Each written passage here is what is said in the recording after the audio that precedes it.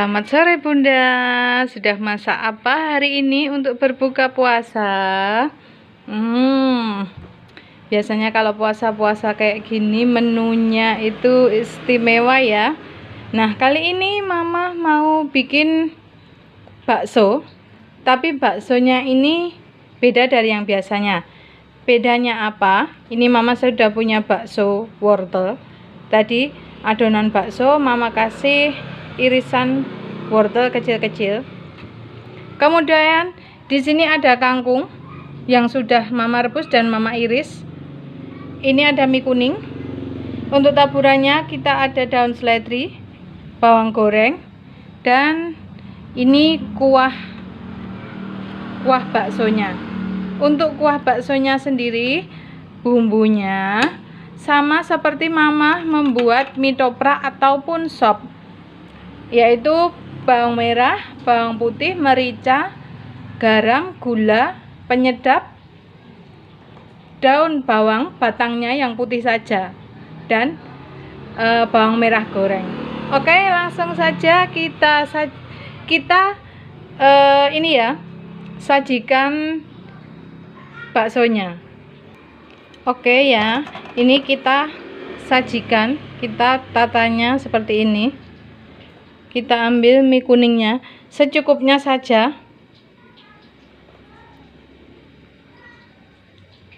sesuai selera. Kalau nanti untuk anak-anak, biasanya anak-anak lebih suka mie-nya.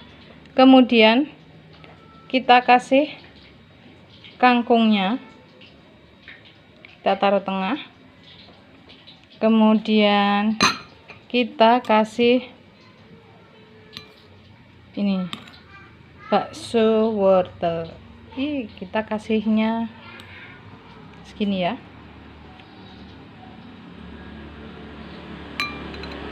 Kemudian kita beri kuahnya. Ini kuahnya masih panas, masih hangat, enggak panas.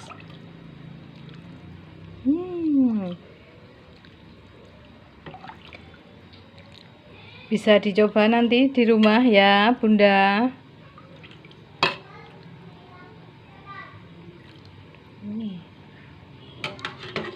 Oke.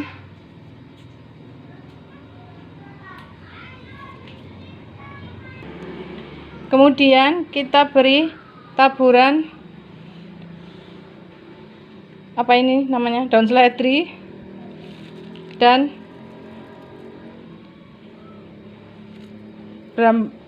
bawang merah goreng.